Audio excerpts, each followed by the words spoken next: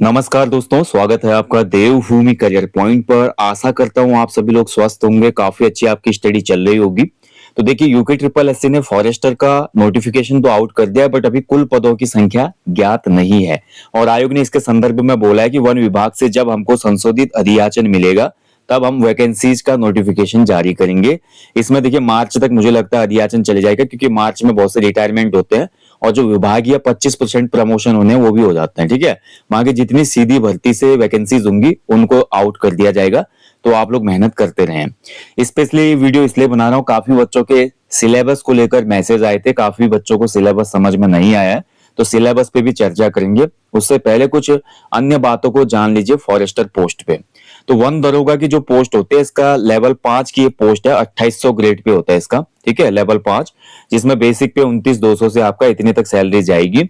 अभी आपको ये सैलरी देखनी नहीं है, इसमें आपको देखिए कंधों पे स्टार लगेंगे और केवल एक पेपर से।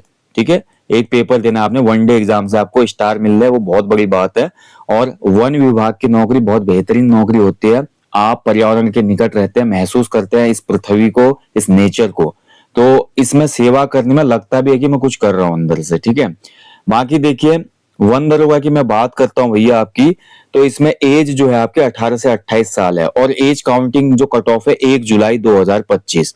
अब आयोग क्या करे कि जिस वर्ष में फॉर्म निकाल रहा है उसी वर्ष में, भले वो पहले निकाल रहा है या बाद में, एज का जो कट ऑफ रहेगा आपका मिड मंथ रहेगा, यानी कि जुलाई 2025। 1 जुलाई 2025 को आपकी मिनिमम एज 18 होनी चाहिए और मैक्सिमम 28 से ज्यादा नहीं होनी चाहिए जनरल कैटेगरीज के लिए। अदर कैटेगरीज के लिए प्लस 5 साल का एक्सटेंशन रहेगा, लाइक ओबीसी, एससी, एसटी और अन्य जैसे एक्स आर्मी है उनको 5 साल का एक्सटेंशन इसमें दिया जाएगा। क्लियर।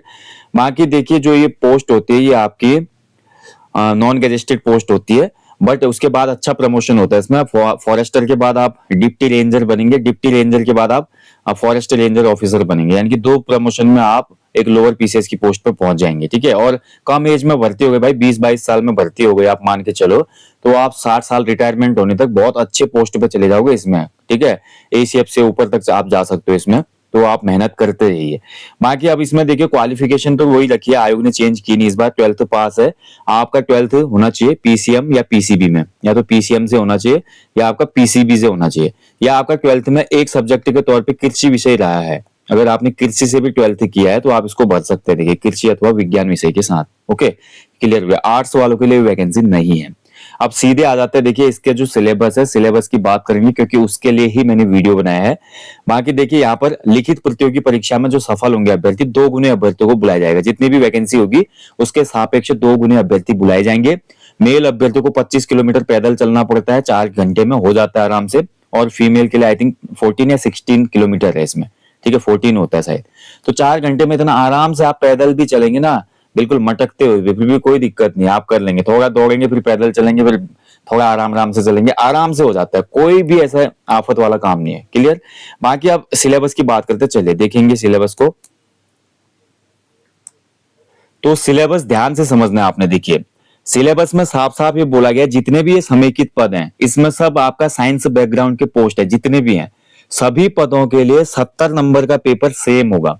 जितने भी पोस्ट है उसमें 70 मार्क्स के जो क्वेश्चन होंगे सेम होंगे, जिसमें आपका part A B C D नीचे दिया है, जिसमें आपका फिजिक्स रहेगी, केमिस्ट्री रहेगी, बायोलॉजी रहेगी और मैथमेटिक्स रहेगी। यानी कि 4 पार्ट आपके कंपलसरी रहेंगे इसमें। ठीक है, ध्यान रखेंगे दोस्तों, 4 पार्ट 70 मार्क्स के सभी के लिए कंपलसरी है इसमें। क्लियर।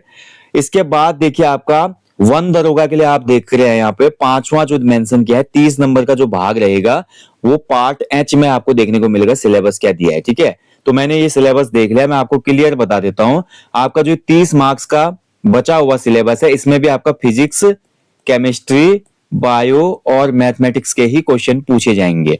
यानी कि फॉरेस्टर का जो टोटल 100 मार्क्स का पेपर होगा ना, वो पूरा पेपर आपका विज्ञान आधारित पेपर होगा। उसमें कोई भी उत्तराखंड जीके नहीं आएगी, उसमें सामान्य हिंदी नहीं आएगी, उसमें रीजनिंग नहीं आएगी।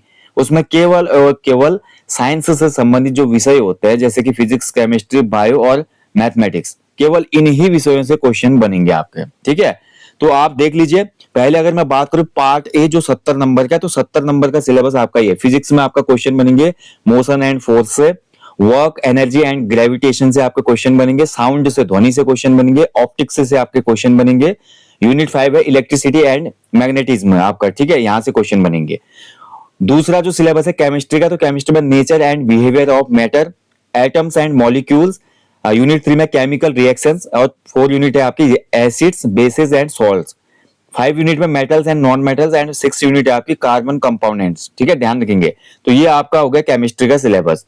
अभी आपको कौन सी किताब से पढ़ना है, क्या करना है, वो भी मैं आपको बता दूंगा। पार्ट सी में बायोलॉजी है, बायोलॉजी में आपका देखिए origin of life and evolution से क्वेश्चन बनेंगे, cell biology and tissue system, genetics, diversity of living organism, and उसके बाद है आपका फ्लावरिंग प्लांट्स एंड प्लांट आपका फिजियोलॉजी। नेक्स्ट आपका यूनिट है human anatomy and physiology, and फिर है environment, health and hygiene, plant and animal breeding, ठीक है। उसके बाद मैथमेटिक्स का जो सिलेबस है वो देख लो, नंबर सिस्टम, संख्या पद्धति, अलजेब्रा यानी कि बीजगणित, यूनिट 3 में आपकी geometry and coordinate geometry, unit 4 में है मेंसुरेशन, एंड यूनिट 5 में स्टैटिक्स एंड प्रोबेबिलिटी, यूनिट 6 में आपकी ट्रिग्नोमेट्री यानी कि त्रिकोणमिति, ठीक है। प्रायिकता के भी क्वेश्चन इसमें बनने हैं। इसके अलावा आयोग ये बोल रहा है, देखिए current general knowledge of scientific advancement in all above units is deemed to be have been included, यानी कि हर पोर्शन में फिजिक्स, केमिस्ट्री और बायोलॉजी में अगर करंट के कोई क्वेश्चन होंगे तो इन्हीं पोर्शनों में आपके करंट के क्वेश्चन भी बनेंगे, ठीक है। जैसे कि आप मान के चलिए कोई नया आपका कोई जीन की खोज हुई है, कोई नई वैक्सीन बनी है, कोई इस प्रकार से जो क्वेश्चन है वो इसमें करंट अफेयर में ऐसे बनेंगे। और करंट अफेयर में आपका जो अन्य क्वेश्चन बनते हैं जैसे कि आपका जीएस पोर्शन में बनते हैं वैसे क्वेश्चन नहीं बनेंगे, केवल साइंस बेस्ड ही कुछ क्वेश्चन आ सकते हैं, ऐसा आयोग इसमें बोल रहा है। क्लियर हो गया। तो ये 70 नंबर का भाग है भैया, जहां पे आपके क्वेश्चन बनेंगे physics, chemistry, bio and math से। और 30 नंबर का जो इसका पोर्शन है एच वाला भाग, उसमें भी आपको सेम चीजें देखने को मिलेंगी। देख लीजिए आप, इसमें जो एच पार्ट है आपका वन दरुआ के लिए, ये देखिए फॉरेस्टर वन दरुआ, तो 30 नंबर का जो आपका पूछा जाएगा एक्स्ट्रा, 30 नंबर में भी आपके केवल और केवल साइंस का ही पोर्शन है, ठीक है। जिसमें पहली देखिए यूनिट आपकी है वही मोशन, गति, ग्रेविटेशन, गुरुत्वाकर्षण, आपका देखिए फ्लोटेशन है, इसमें work energy, power, electricity and magnetism, वही मतलब फिजिक्स के जो आपके टॉपिक हैं, लाइट हो गई, साउंड हो गया, एटमॉस्फेयर, इसमें एक एक्स्ट्रा जुड़ गया देखिए एटमॉस्फेयर। और यूनिट 2 में आप देख रहे हैं भैया वही सेम चीज आपकी matter and properties, particle nature and unit basic units, structure of atom, acid, basis and salts and chemical reaction, वही सेम चीज है।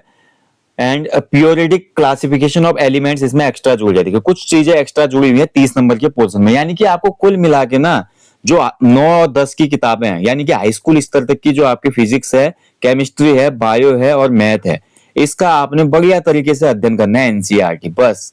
बाकी आपको कोई चीज करने की आवश्यकता नहीं, आप केवल ये चीज करेंगे, physics, chemistry, bio, math high school स्तर तक पढ़िए अच्छे से और आपका आराम से एग्जाम क्लियर हो जाएगा, ठीक है। तो यूनिट 3 ही है, यूनिट 3 में आपका वही आपका है। और फिर यूनिट 4 में आप देख सकते हैं आपका जो बायोलॉजी का पार्ट है, जैसे कि biodiversity, ecology and environment, wild life, forestry, यानी कि इसमें थोड़ा बहुत आप देख रहे हैं कि बायोलॉजी की जगह यहाँ पे हमको दिख रहा है थोड़ा इन्वायरमेंट के साथ साथ इकोलॉजी का भी पोर्शन डाला गया है, ठीक है। तो ये भी आपको पढ़ना पड़ेगा। और उसके बाद इसमें यूनिट 5 में आप देख रहे हैं फिर से मैथमेटिक्स का पोर्शन डाला है आपका, ना माफ कीजिएगा, इसमें थोड़ा कृषि का पोर्शन डाला है, जैसे कि एग्रीकल्चर, एग्रो फॉरेस्ट्री, आपका सीवी कल्चर। उसके अलावा देखिए सीड, बीज से संबंधित आपका आएगा, क्रॉप प्रोडक्शन इसमें पूछा जा रहा है। और इसके अलावा देखिए मिनरल न्यूट्रिशन इन प्लांट्स, उसके बाद देखिए आपका plant growth regulators, basic statistical analysis आपका है, ठीक है। और उसके बाद लाइव स्टॉक से भी कुछ क्वेश्चन बनेंगे, जैसे कि एनिमल हस्बेंड्री, आपकी poultry, piggery, agriculture, sericulture and fisheries. तो ये पूरा सिलेबस है, यानी कि पहला सिलेबस तो आपका प्योर सिलेबस है साइंस का, लेकिन जो 30 नंबर का सिलेबस है उसमें आप देख रहे हैं कि इसमें कुछ एग्रीकल्चर भी ऐड कर दिया है और इसके अलावा इसमें कुछ इन्वायरमेंट और इकोलॉजी के टॉपिक भी ऐड कर दिए हैं, ठीक है।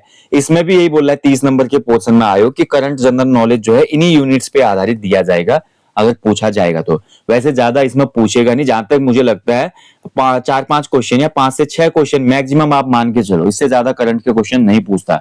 यूपी ट्रिपल एससी का ट्रेंड है वो आपका क्वेश्चन निकालता है सिलेबस से ही, ठीक है। आप जनरल पेपर में भी देखते तो वहां पे करंट अफेयर्स के मैक्सिमम जो क्वेश्चन आते हैं जीएस और उत्तराखंड में लगा के 5-6 नंबर के ही होते हैं, ठीक है। तो ज्यादा करंट की तरफ आप ना भागें, कुछ मेन जो इवेंट हुए हैं साइंस के क्षेत्र में वो आप पढ़ लें। उसके अलावा जो अपने बेसिक जो ये सिलेबस है हाई स्कूल स्तर का, इसको अच्छे से क्लियर करें। अगर आपने ये क्लियर कर दिया, आप हाई स्कूल स्तर में टॉपर रहे, इंटर में टॉपर रहे साइंस में, अगर अच्छा खासा रिवीजन आप मार लेंगे, उसके साथ साथ फुल आप मॉक टेस्ट लगाएंगे, पुराना पेपर देख लेना, पुराना जो पेपर हुआ था वन दरोगा का पिछले साल वाला, उसको देख लेना, मॉक टेस्ट और फुल लेंथ प्रैक्टिस सेट लगाओ भैया, और बिल्कुल आसानी से एग्जाम निकल जाएगा। ये एग्जाम निकालना आसान है क्योंकि इसमें आपका अपना सब्जेक्ट है, साइंस बैकग्राउंड के ही अभ्यर्थी होंगे, जिसका सब्जेक्ट मजबूत होगा इसमें फिजिक्स, केमिस्ट्री, बायो, मैथ, उसी का इसमें सिलेक्शन होना है। ओके, बाकी और कोई क्वेरीज होंगे आप तो कमेंट बॉक्स में कमेंट कर सकते हैं। तो ये सिलेबस आपका क्लियर हो गया। फिर मैं बोल रहा हूँ लास्ट में, इसमें किसी भी प्रकार की हिंदी, रीजनिंग, जीएस, जीके कुछ नहीं पूछी जाएगी, इसमें केवल केवल साइंस के क्वेश्चन बनेंगे। Thank you. कोई फिर से मैं बोला सवाल हो तो आप लोग पूछ सकते हैं। जाने से पहले हमेशा की तरह बोलूंगा, अपने जीवन में एक पेड़ लगाएं और लोगों को भी इसके लिए अवेयर करें, मोटिवेट करें। Thank you for watching guys. जय हिंद, जय देवभूमि।